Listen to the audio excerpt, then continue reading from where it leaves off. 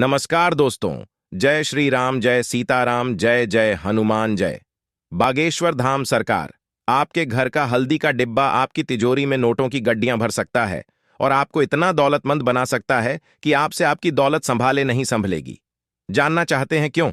तो चलिए आपको बताते हैं कि बागेश्वर धाम सरकार पंडित धीरेन्द्र कृष्ण शास्त्री जी आखिर हल्दी के बारे में क्या कहते हैं।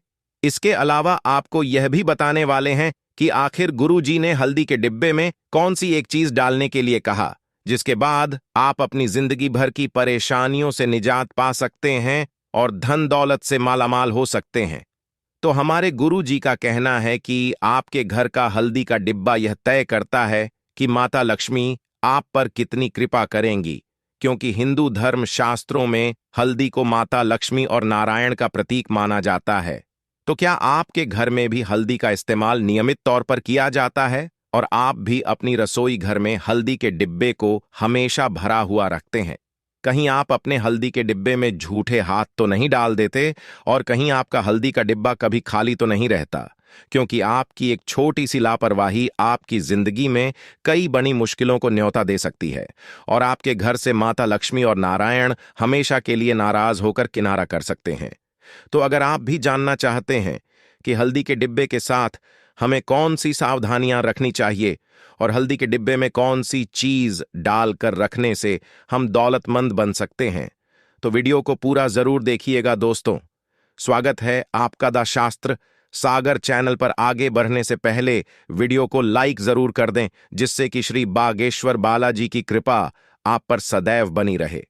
चलिए वीडियो में आगे बढ़ते हैं दोस्तों। बागेश्वर धाम सरकार वाले गुरु जी की बात को माने तो हमारे शास्त्रों में हल्दी का सीधा संबंध माता लक्ष्मी से किया गया है।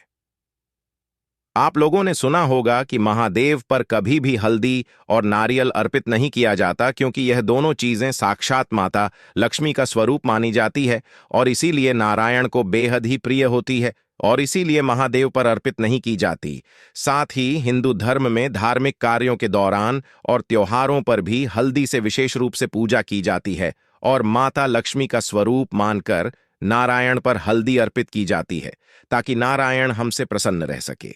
इसी तरह गुरु जी का कहना है कि हफ्ते में गुरुवार का दिन नारायण को समर्पित होता है और इस दिन भी हल्दी का ही विशेष महत्व होता है। इस दिन जो लोग नारायण की पूजा पाठ करते हैं उन्हें हल्दी से ही पूजा करनी होती है और हल्दी का ही भोजन खाना होता है। तो इससे आप समझ सकते हैं कि वास्तव में आपके घर में रखी हुई हल्दी साक्षात माता लक्ष्मी का रूप है।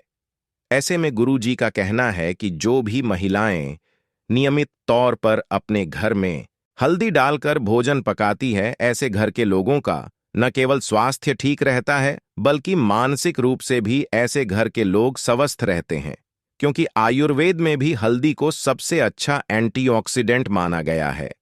आपने अक्सर देखा होगा कि बचपन में जब भी हमें छोटी मोटी चोट लग जाती थी या फिर कभी हमारे साथ कोई दुर्घटना हो जाती थी तो हमारी दादी और माँ चोट पर हल्दी लगा देती थीं और हल्दी वाला दूध भी हमें पीने के लिए देती थी।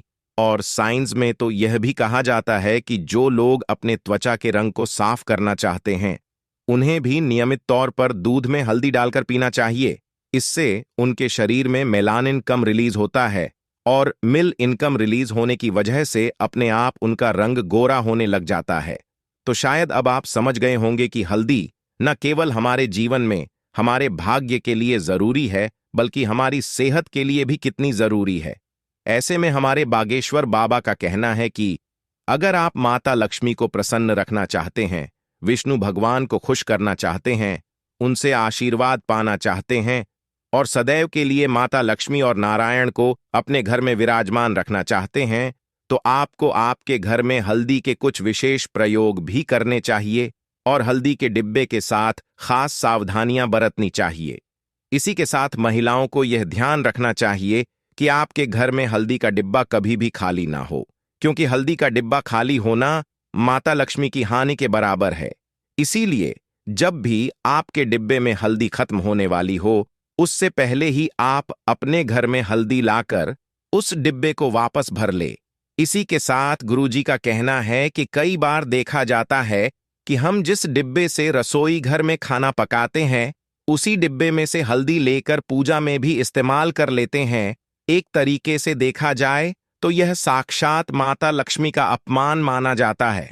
इसीलिए महिलाओं को पूजा में इस्तेमाल होने वाली हल्दी को अलग से निकाल कर रखना चाहिए। बाकी अशुद्ध और झूठे हाथों से इस्तेमाल हुई हल्दी का प्रयोग पूजा में ना हो। इसी के साथ गुरुजी ने यह भी कहा कि महिलाओं को हर गुरुवार को आटे की रोटी बनाकर उस पर थोड़ी सी हल्दी, गुड़ और चना डालकर गाय को भी जरूर खिलाना चाहिए। कहा जाता है कि गाय के भीतर 33 करोड़ देवी देवताओं का निवास होता है, और अगर हम गाय की सेवा कर देते हैं, उनको हल्दी, गुड़ और चने की रोटी खिलाते हैं, तो इससे नारायण प्रसन्न होते हैं और हमारे घर में अन्न और धन के भंडार भर देते हैं। किसी के साथ गुरुजी का कहना यह भी है कि महिलाएं कोशिश करें कि सप्ताह में एक बार कम से कम अपने घर में पोंछे के पानी में हल्दी डालकर उससे घर का पोंछा जरूर लगाएं। इससे घर में सकारात्मक ऊर्जा बनी रहती है और आपके घर में दरिद्रता पैर नहीं पसारती। साथ ही जो महिलाएं अपने घर के मुख्य द्वार को हर रोज हल्दी से लीव कर कुमकुम से स्वस्तिक बनाती हैं और उस पर कुछ चावल के दाने रख देती है और घर के मुख्य द्वार पर दीपक जलाती है, ऐसे घरों में भी माता लक्ष्मी की कृपा बनी रहती है और कभी भी ऐसे घर में धन से जुड़ी परेशानियां नहीं होती। इसी के साथ शुक्रवार वाले दिन महिलाओं को कोशिश करनी चाहिए कि वह माता लक्ष्मी की पूजा जरूर करें और उन्हें हल्दी का तिलक जरूर लगाएं। कहा जाता है कि अगर आप माता लक्ष्मी को हल्दी का तिलक लगाती है और नारायण को हल्दी से पूजती है, साथ ही केले की जड़ में हल्दी वाला जल अर्पित करती है, तो ऐसा करने से भी नारायण और माता लक्ष्मी प्रसन्न होते हैं और आपके परिवार में दिन दुगनी रात चौगुनी तरक्की के रास्ते खोल देते हैं। साथ ही गुरुजी ने यह भी कहा कि अगर आप अपने घर में धन संबंधी परेशानियों से छुटकारा पाना चाहते हैं और अपने जीवन में तरक्की करना चाहते हैं, उन्नति के नए नए मार्ग खोलना चाहते हैं, तो आप हल्दी और चावल का सहारा ले सकते हैं। चावल भी माता लक्ष्मी को अत्यंत प्रिय होते हैं, तो अगर आप अपने घर में चावल के डिब्बे में 5 हल्दी की गांठ माता लक्ष्मी का नाम लेकर शुक्रवार वाले दिन डाल देते हैं, तो इससे भी माता लक्ष्मी आपके घर में स्थायी रूप से विराजमान रहती है। लेकिन महिलाओं को ध्यान रखना चाहिए कि ना तो आपके घर में हल्दी का डिब्बा कभी खाली हो और ना ही वह चावल का डिब्बा भी कभी खाली हो। साथ ही अब आपको वो उपाय भी बता देते हैं जो गुरुजी ने विशेष तौर पर अपने भक्तों को बताया। गुरुजी ने कहा कि अगर आप अपने घर में धन से जुड़ी परेशानियों को खत्म करना चाहते हैं, मालामाल होना चाहते हैं, तो आपके घर में जो भी हल्दी का डिब्बा है उसमें आप एक छोटा सा चांदी का सिक्का माता लक्ष्मी का नाम लेकर डाल दीजिए। यह उपाय अगर आप शुक्रवार वाले दिन करते हैं तो आपको बेहतर परिणाम मिलते हैं, आपको मान सम्मान में बढ़ोतरी मिलती है और आपका ऐश्वर्य, वैभव और यश बना रहता है। इसी के साथ अगर आप अपनी जिंदगी में कुछ अच्छा करना चाहते हैं, सफल होना चाहते हैं, तो हर रोज हल्दी का टीका अपने माथे पर जरूर लगाएं। ऐसा करने से आपका गुरु और शुक्र ग्रह मजबूत होता है और यह दोनों ही ग्रह आपकी धन संबंधी परेशानियों को खत्म करते हैं।